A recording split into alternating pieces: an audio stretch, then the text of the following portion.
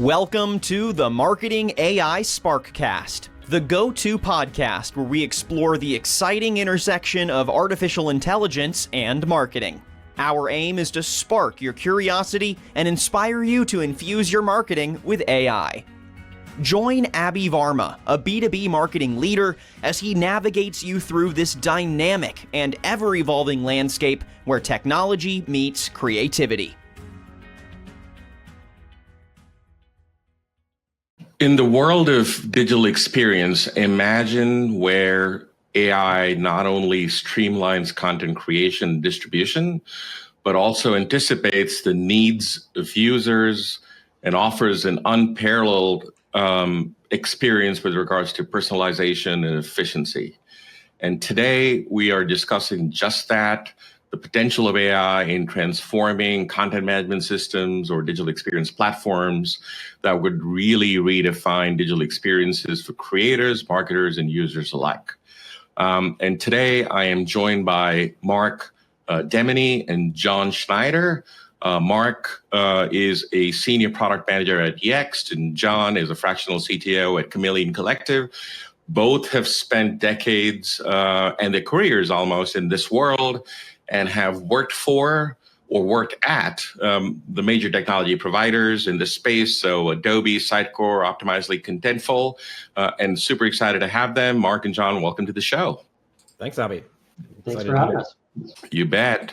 So why don't we just start with a quick intro about your backgrounds and your current role, and talk a little bit about your organization. I think it would help the listeners to get some context of the topics we're going to get into. And Mark, if you want to go first. Sure. So I'm Mark Demeny, and I'm a senior product director at Yext. And for this audience, which is a little bit more mature, I think it's worth getting into the details. Essentially, Yext has a couple different focuses for its business. And the first is really an underlying technology platform that's pretty unopinionated. So headless CMS, technology for generating pages, managing connections and ETL, et cetera. And that's really what I focus on within the product organization. And then on top of that, there's a very opinionated product where Yext really focuses on digital presence. So, managing that content specific to manage locations and push that to publishers like Google and Apple Maps and Bing, and really keeping all of that information aligned, both within your own properties as well as third-party properties for organizations that really have a lot of physical presences or geographic presences to maintain. Yeah, thanks, Aby. So I'm John Schneider. I'm a fractional CTO at the Chameleon Collective. We help companies digitally transform from the inside across 5 key areas: branding, marketing, customer experience, commerce, and sales. And, I've been doing this really for my entire career at various leading agencies, working and pretty much focusing in content management since before content management was a thing. And by that, I mean, since like the late 90s, I started out doing, content management systems for newspapers, and then spent time working with some of the leading platforms such as Interwoven, Adobe, Sitecore, Optimizely, building some of the world's largest digital experiences, for Coca-Cola, NASCAR, UPS, Hilton Hotel, and others. And so my role at the collective is to really help brands execute digital transformations. And what we're seeing right now in AI, as that applies to this space, is I'm really excited about it, because it's a very dynamic and transformational time where there's a lot of change that's upon us. And, everyone's really trying to figure out, what does this mean? How does this affect me? What do I need to be thinking about? And that's where I really thrive in terms of learning things quickly, developing strategies, and helping people put them to use. And so hence, that's what I'm excited about doing here today, is to really just talk about that in this particular space where I spent my entire career. Awesome, John. Thank you. Interwoven, that's a blast from the past. I love that. It brings back some really good memories and some not so good memories from back in the day. That is also where I started my CMS career as well, was Interwoven. Nice. Yeah, just dating all 3 of us. Yeah, but it's funny. I mean, some of these trends, Mark, we've talked about this before. Some of these, what's old is new, right? And I can remember doing headless things. We'll talk about headless today, I'm sure, for a little bit, but I was doing headless approaches in 2002, right? And I don't think it really became this big market trend until like maybe 2015, 2016 or so. That's a whole other podcast. Oh, yeah. Awesome. Well, we're going to get into some of that stuff today. And our discussion should bring to light various perspectives, right? So we're going to hear things today from the perspective of tech providers, agencies, brands, developers, marketers. So lots of different points of view. But John, you were saying as part of your intro, your extensive experience in this content management space. And, so how are you seeing, AI reshaping content strategies and delivery already? And how do you see this happening? I know it's early days, but what is your perspective of what's going on?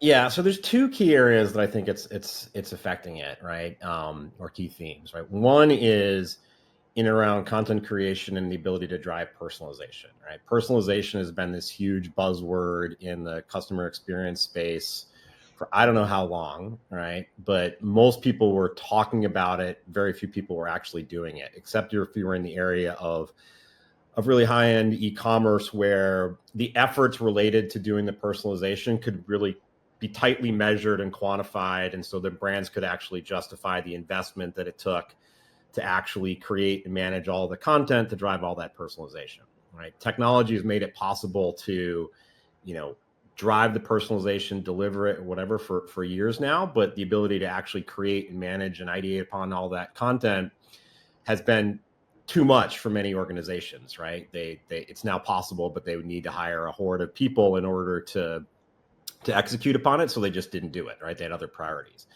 Now AI is it's not eliminating that problem, right? It's still going to be complex, but it's making it a lot easier and a lot more accessible for more brands, right? So instead of it just being in high-end B2C e-commerce, customer experiences, you'll start to see it transcend down, and already are further down the value chain to maybe lower volume B2C e-commerce into B2B and other areas where that the sophistication that was just too much work to do to kind of justify the ROI is now going to become a lot more accessible, right? So that's one area that I think is really going to be huge and will continue to evolve. Secondly, it's going to really reshape the way that these experiences are created, right? In terms of like how you design and build these experiences. I think we'll probably get into that a little bit deeper, but I think that the ability to use AI to automate the creation and aggregation and the design and development process is another big area that I'm seeing a lot of innovation in and around that I'm pretty excited about.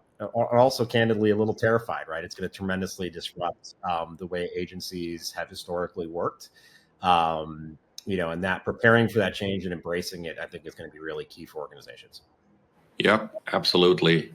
And Mark, I mean, you've worked for a lot of these leading technology providers in your career in the space of product management. That's where you are today.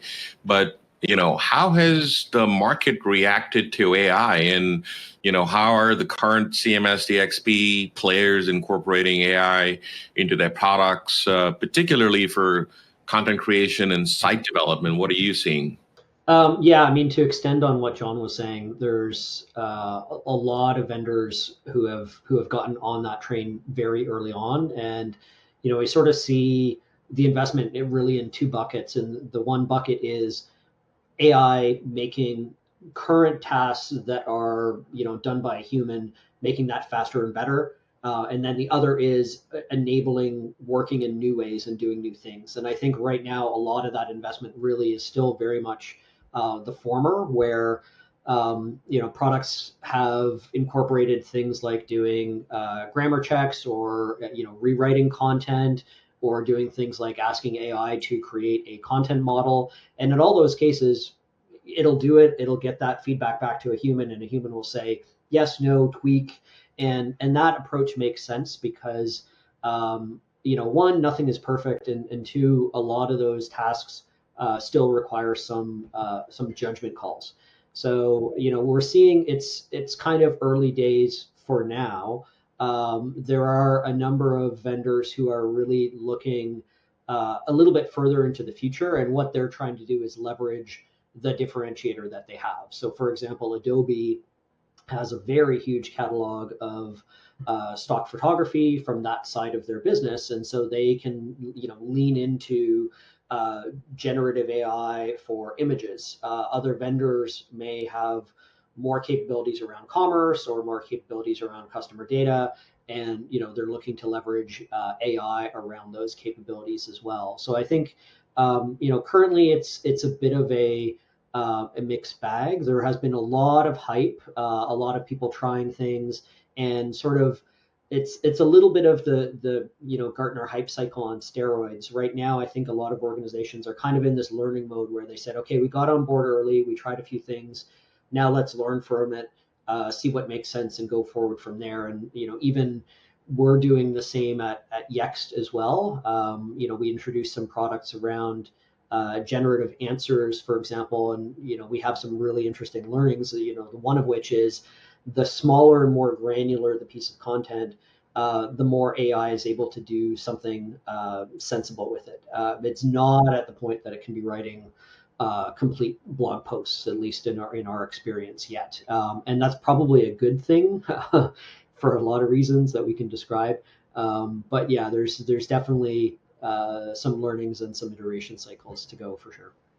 Very cool. And a follow-up question to that is, I mean, um, this is parts of this whole AI journey over the last couple of years is almost reminiscent of what happened in the SaaS world, where traditional software providers ended up sort of having a SaaS-based UI to sort of snap on to their traditional products. And as sort of time went on, we noticed that the SaaS platform started getting built from the ground up in order to support it, because you really had to think about it differently when you thought about SaaS. Do you see something similar happening in this space, where existing providers are sort of baking in these generative AI capabilities, but eventually there may be sort of a new generation of AI native products that may kind of come up, because you really have to think about it differently. Yes, you can bolt things on, but just wanted to get your thoughts from that point of view. Yeah, Aby, I think that's definitely coming, right? I mean, I don't know, Mark, if there's a ton of new products coming onto the market. I did a kind of industry assessment last fall, and I was amazed by how many new products had kind of emerged. But I didn't really see many that were, purely AI native yet, right? Mm-hmm. Most companies are looking at how do I extend and kind of bolt on AI capabilities to my existing kind of infrastructure and capabilities. But I do think it's just a matter of time until you start to see somebody come and completely rethink the way that we're doing things in a AI native way, and that becomes very, very disruptive. So I think it's only a matter of time, and I think just in general, the more that organizations, both product companies and marketers, start to think about how do I fully lean in and embrace the future of this, the further along they'll be, the greater separation that they have. Like, I think this is going to things just keep getting faster and faster, and as that the trains move faster, the separation that occurs for those that get on the train and those who don't is greater and greater, right? And so I think that this is going to be another example of that. So it's something to really kind of dive into about where is this going? How do I embrace it quickly and kind of accept it versus fighting it? And I think you'll start to see that in a product perspective, and I think marketers need to really start thinking about it themselves as well.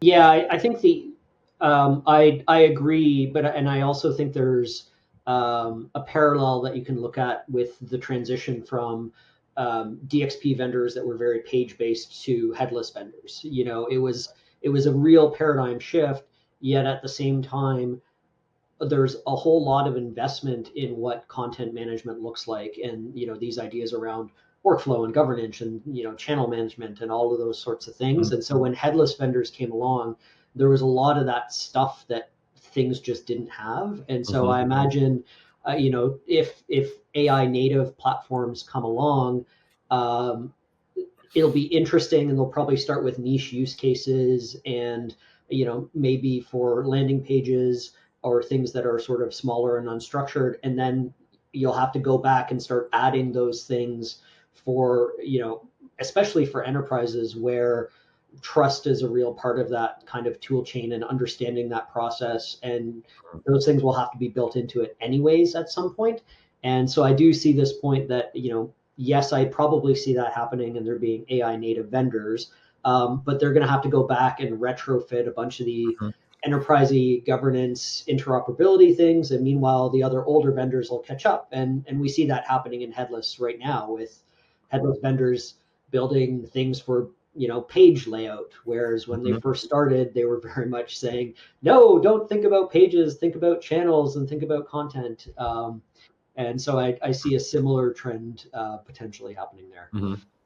So yeah, well, the core patterns are always there, right? Like when we opened the conversation, we were talking about doing headless in 2002, because that need to separate presentation and content has been there for a while, right? It just resurfaced. And so I think that this will be a very, very similar. If you go too narrow and too far in one area, right, and forget about some of those core principles, you then end up having to reintegrate them, right? Yep. And it'll be that sort of, the pendulum will eventually meet in the middle, but with a fundamentally different way of kind of stitching it together, right? And some baggage lost, I think, in terms of the plaque that tends to build up over time and kind of doing things the old way. Yep. So you both have alluded to this, headless and composable, very important concepts in the area of sort of digital experience. So would love for our listeners, would love for you guys to define them, and B, talk about the impact of AI on both of those conceptually. And I'd like both of you to weigh in on it. So, John, if you want to take a stab at it, and then we can throw it to Mark. Sure. First of all, just to kind of put a definition around headless and composable. So as Mark mentioned, over time, the experience management world kind of shifted to these all-in platforms where you had the capability to do everything that a marketer needed in terms of managing the presentation, managing the content, workflow, all these different things. And it was great in terms of a one-stop shop, but it also potentially added some additional complexity. You ended up buying more than you needed sometimes, and it also became kind of hard to integrate with multiple different channels and other things. So a shift towards headless and composable has come around in the past, 6 or 7 years, right? Where headless means you're really just managing the content absent of the presentation and making that available so that, your website could pick it up, your mobile kiosk could pick it up, your mobile app could pick it up and apply their own bespoke presentation to it. And composable means, interchangeable parts, right? So that I can buy, a CMS product and a personalization product and a data product and a workflow product and stitch them all together because they have well-defined kind of interfaces. And so I can buy exactly what I need, make them work together easily because they have they're open systems that are meant to be kind of plug and play with other systems, right? So it gives you a lot of kind of portability.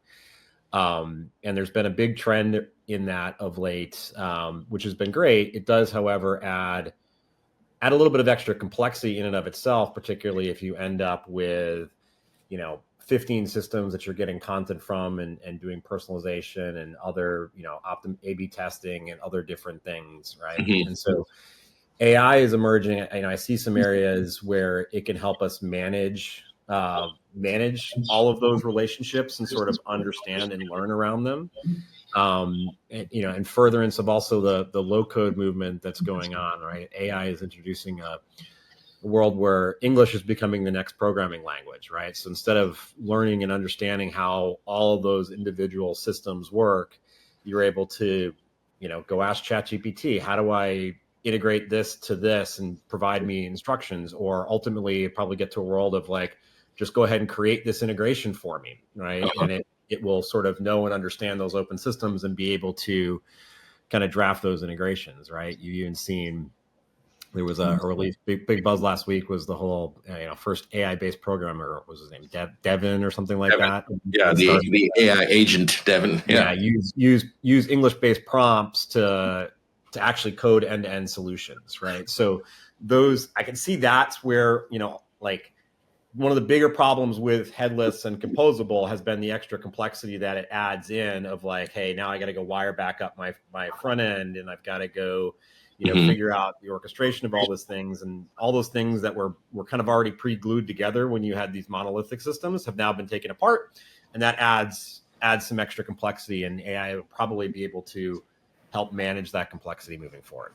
Yeah, to add to what John was saying, I think one of the nice things about headless is it's implicitly working with structured data. I think that's one of the things that's often unsaid within the larger conversation, and that's a really useful concept because the act of structuring data really means that you're thinking about what its purpose is, and it's almost like wrapping it in a layer of metadata. So there's some understanding there, which is very useful for AI. I think one of the things that we're definitely starting to see is this trend towards what they call retrieval augmented generation. So currently large language large language models or other learning models kind of go and grab everything and then try to make some sense of it. And this is where we get this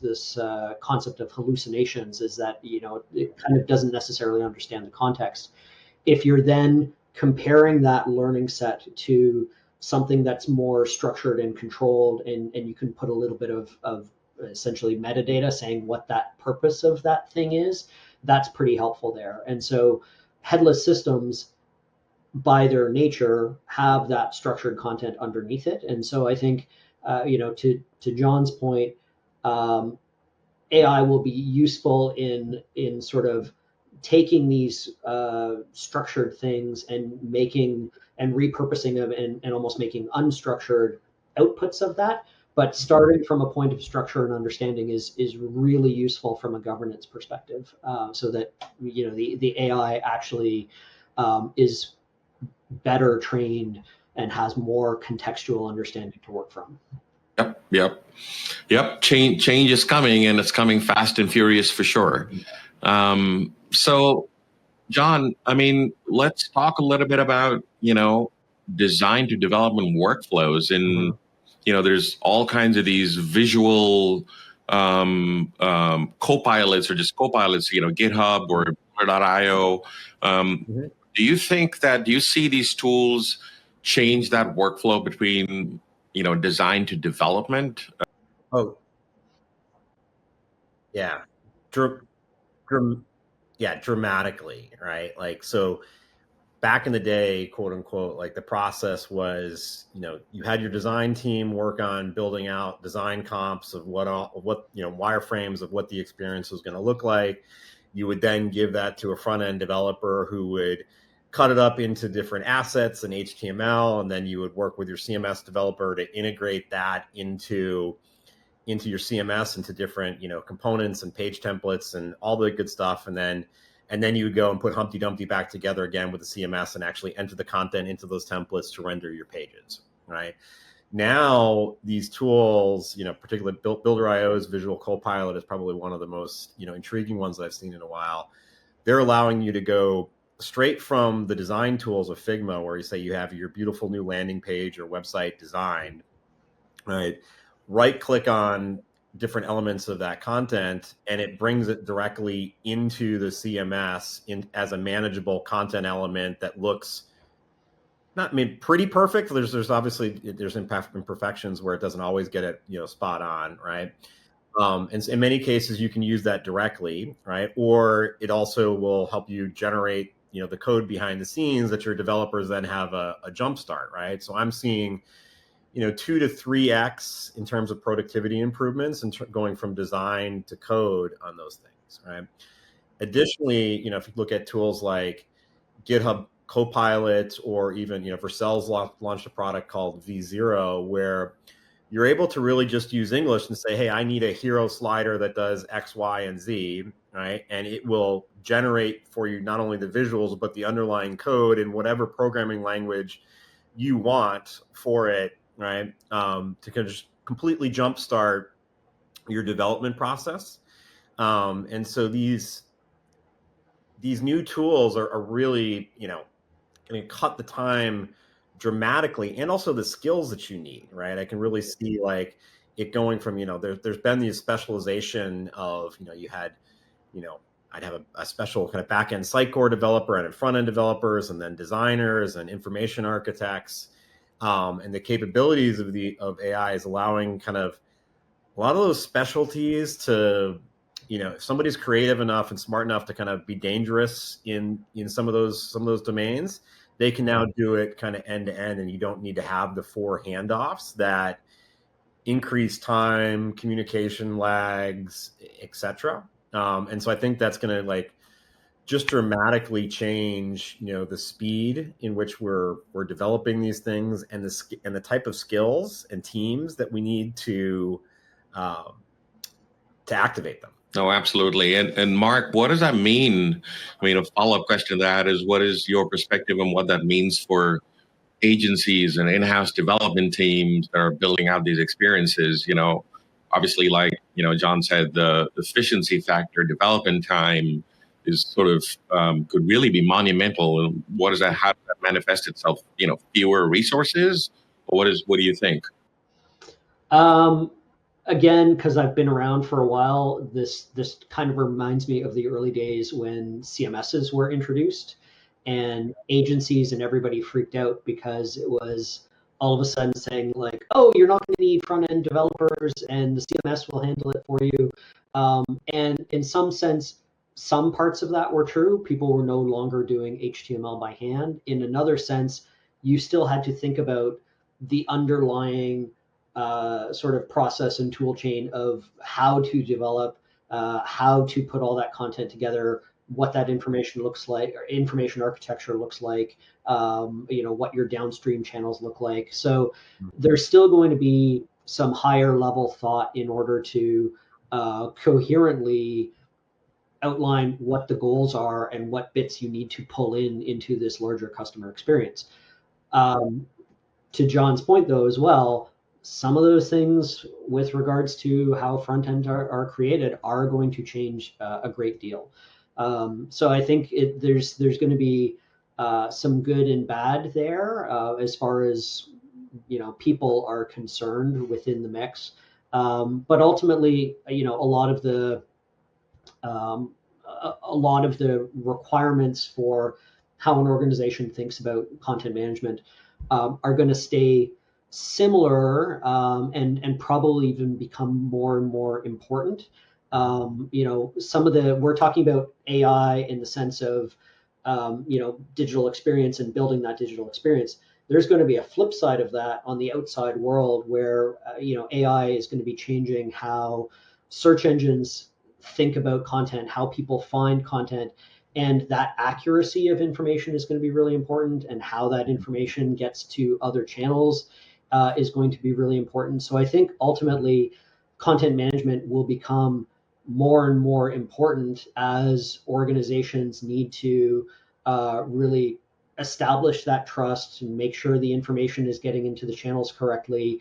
And because that outside world is going to become a little bit scarier. So, in that sense, I think there will be more people needing to understand content management as a practice, even while AI transforms the assembly and some of the front end development process itself. Yeah. Mark, I think you're right. Like the breadth of understanding is going to become more important, right? Like I remember, if I go back to my first days, back at the beginning of my career building cancer.org, we had a team of probably like 100 people working on building that site, right? And 5 years ago, I would probably deploy a team of 10 to 15 people to build a site like that.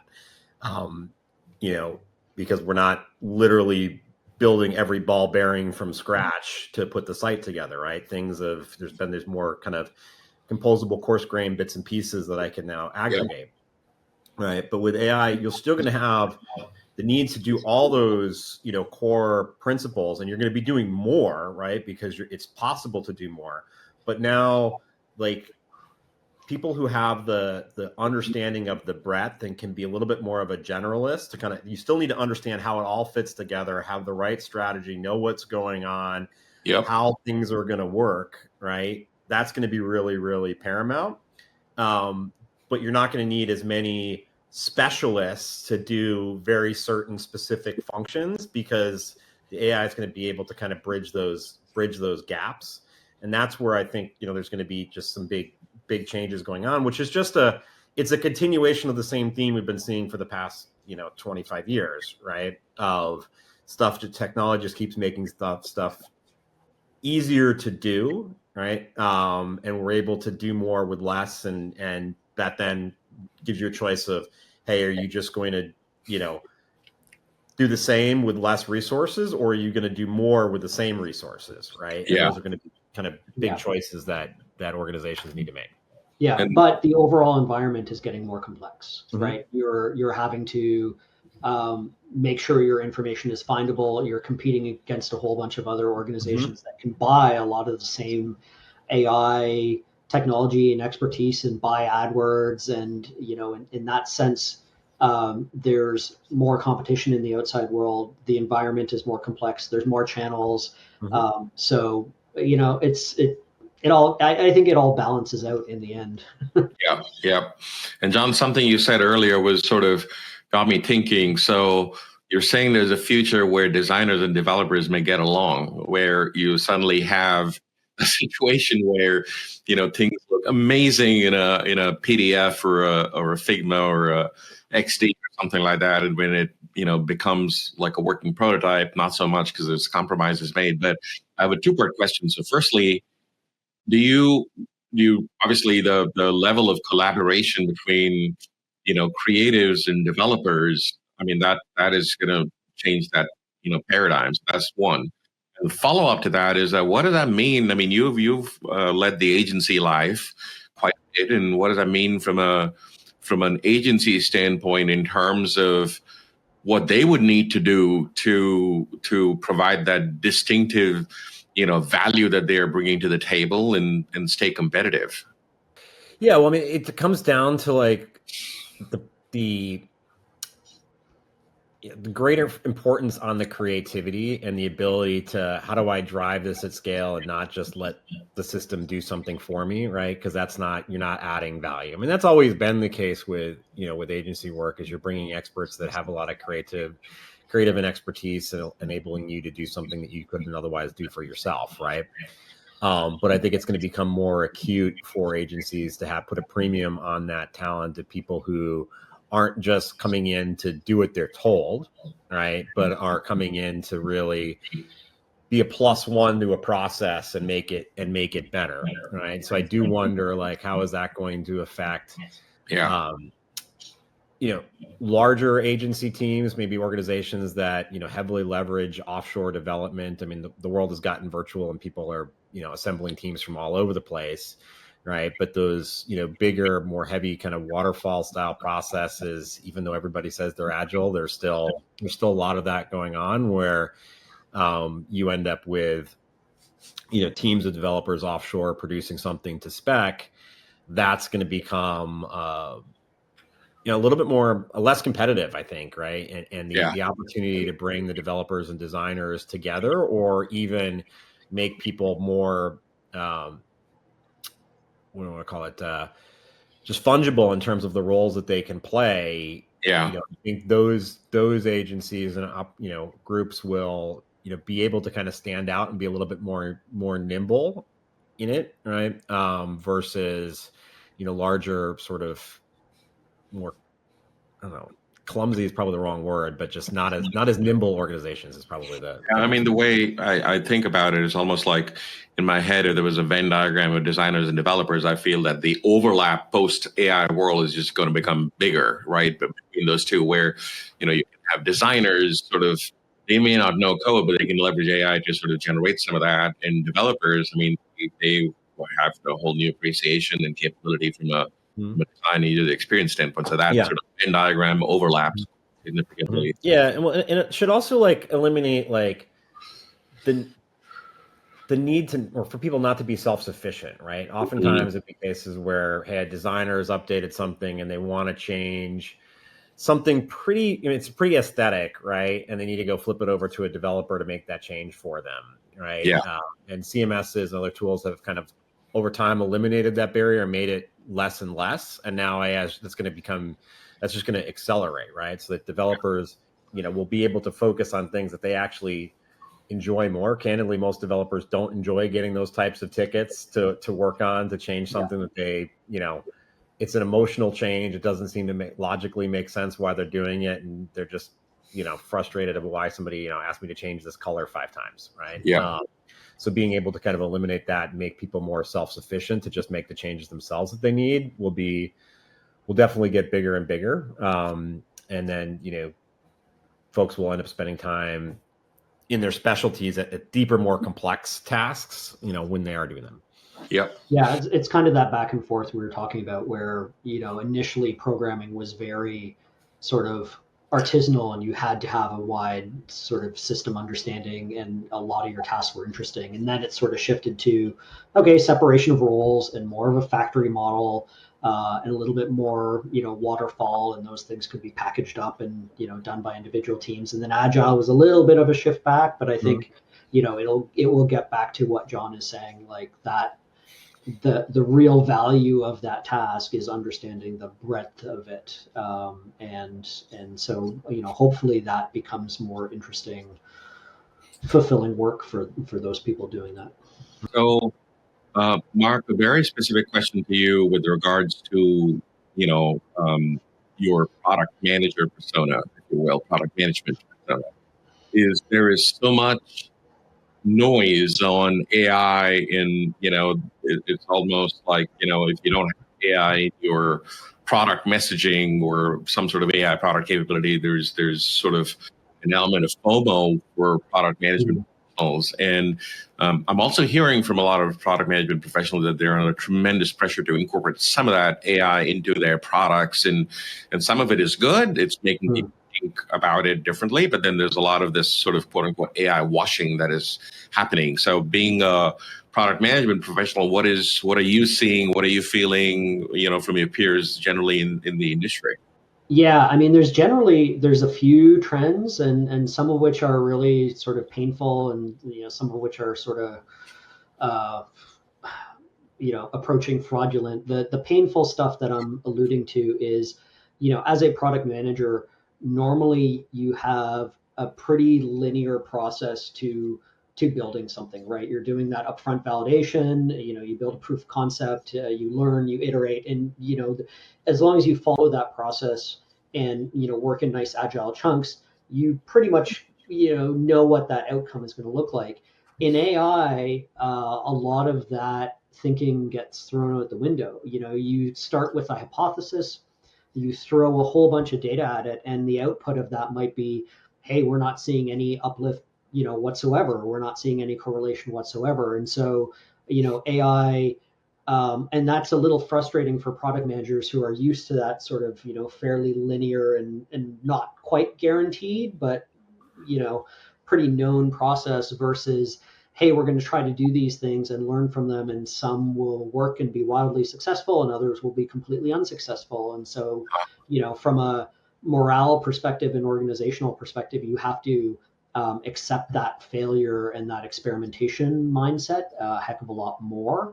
So that's definitely interesting.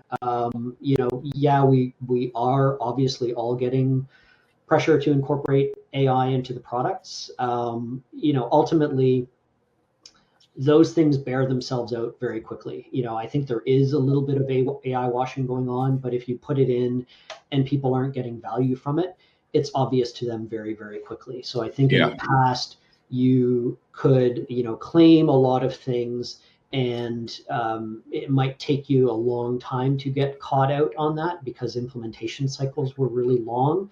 nowadays, because of headless and composable and these things, it's much easier to build software and try these things and incorporate them into your stack and find out that they don't work. So, you can't get away with AI washing in the same sense.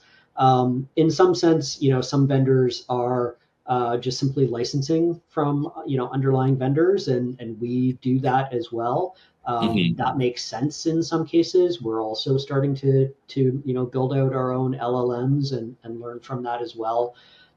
So I think the biggest AI washing examples that I've seen are just using AI where it's it's linear regression, or it's just applying a simple algorithm to things. And so you do see that in marketing all the time. But I think within our industry of marketing technology and DXP, the buyers are getting much more educated to understand some of the terms and underlying technologies and benefits. And I think it's been harder to get away from. If I am seeing AI washing, it's really not in our industry. It's in other industries where it's like, oh, it's AI powered headphones. Like, well, what the hell does that even mean, right? Right. So, that's where you still see that a little bit.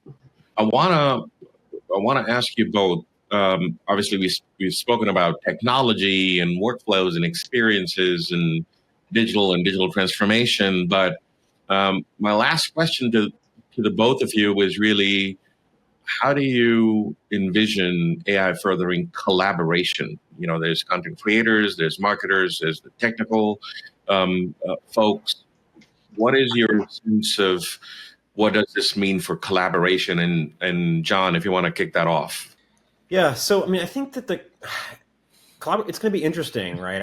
I do think that the AI becoming this sort of like leveling the playing field and enabling people, provided they get to a basic understanding of how AI in and of itself works, right, will allow folks to kind of iterate and work together in a faster way, and a more collaborative way than maybe they've been able to do in the past, because things are able to kind of turn around really, really quickly. So I think that's probably the biggest area that just jumps out, is if we can get to that common level of literacy, and where it's embedded in processes where you can do things rapidly and you can get people from those different perspectives kind of collaborating and almost pair programming in real time, using English as the language and AI as the guy typing the keyboard to actually get the code.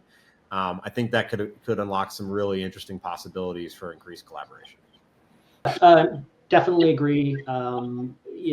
To John's point around that collaboration that was already starting to happen with that shift to things like Figma and automatically generating code off that. And I think this is really why Adobe saw Figma as such an interesting acquisition target, even at whatever it was, 50x revenue, because that is the model of the future. That will start to be one of those glue technologies for those collaborations and handoffs that John is talking about. Awesome. This has been, super fascinating, and I know the three of us could geek out about this stuff for, the next couple of hours, but our time has come to an end. Thank you both very much. This was really a very interesting conversation. Yeah, thanks, Aby. It was a lot of fun. Really glad to be here. Yeah, happy to be here. Thank you both. And to our listeners, we really hope that today's discussion has highlighted the role of AI in shaping the future of content management and digital experiences. Both Mark and John are seasoned professionals in this space, and you've heard from them, the integration of AI offers really unparalleled opportunities for innovation and efficiency, personalization, and marketing strategies. And this is a space that we're all going to be watching pretty closely. We invite you to share your experiences, questions, and insights on how AI is transforming your approach in this area. Hit up Mark, John, or me on LinkedIn, and then thank you for tuning in. And until next time, keep innovating.